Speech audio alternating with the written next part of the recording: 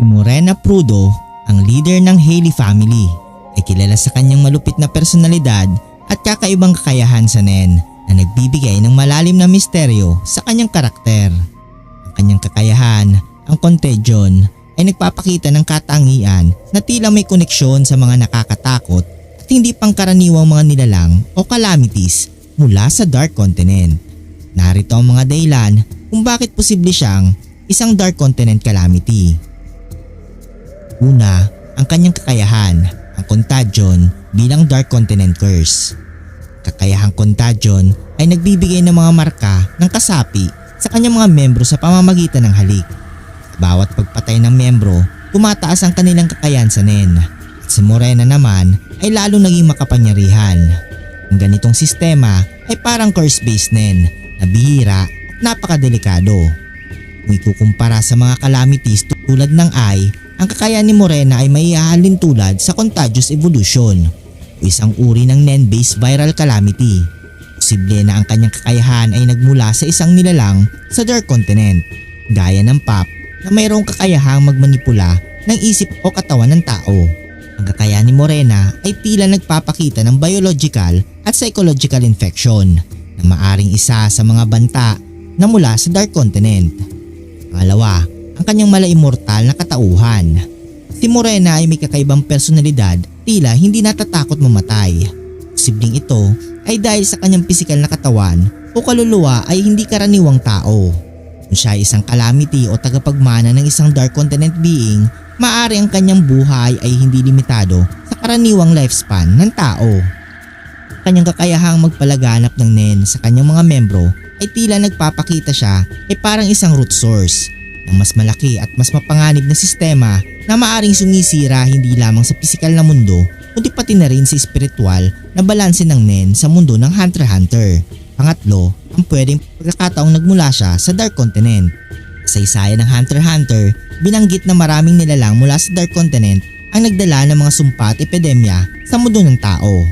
Ang pamilya ni Morena ay maaring may lihim na koneksyon sa isang ekspedisyon patungo sa Dark Continent. Siya ay nagmana ng isang calamity seed mula sa nilalang na kanilang natagpuan. Halimbawa, ang kanyang katayuan bilang isang mafia boss ay maaring paraan upang maikalat ang kanyang impluensya nang hindi nahahalata ng mga pangunahing institusyon tulad ng Hunter Association. Kung ang kanyang kakayahan ay bunga ng isang nilalang gaya ng Hellbell, ang pagkalat ng kanyang Nen ay maihahanin tulad sa invisible calamity na maaring magdulot ng pagkawasak sa lipunan. Pang-apat, ang posibleng koneksyon kay Pariston Hill. Si Pariston na kilala sa kanyang koneksyon sa Dark Continent ay maaaring may alam sa tunay na likas na katangian ni Morena. Kung si Morena ay isang calamity, si Pariston ang maaaring responsable sa pagpapakilala o pagkakawala sa kanya sa mundo ng tao bilang isang eksperimento o bahagi ng mas malawak na plano.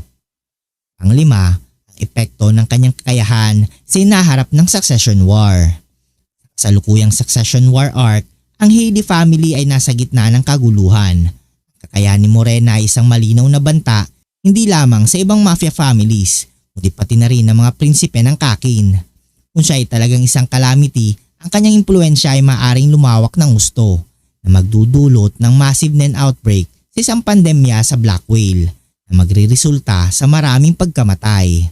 Ang ganitong kaganapan ay maaaring maging hudyat upang malaman ng Hunter Association ang koneksyon niya sa Dark Continent, lalo na kung ang kanyang kakayahan ay may kakaibang aura o elemento na hindi pa nakikita sa mundo ng tao.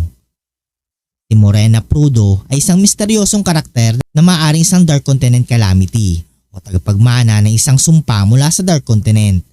Ang kanyang kakayahan, personalidad at impluensya ay nagbubukas ng posibilidad na siya ay isang tagapagpaalala ng panganib na dala ng Dark Continent sa mundo ng tao. Ang papel niya sa Succession War ay maaaring maging hudyat ng mas malaking kaganapan na may kinalaman sa lihim ng Dark Continent.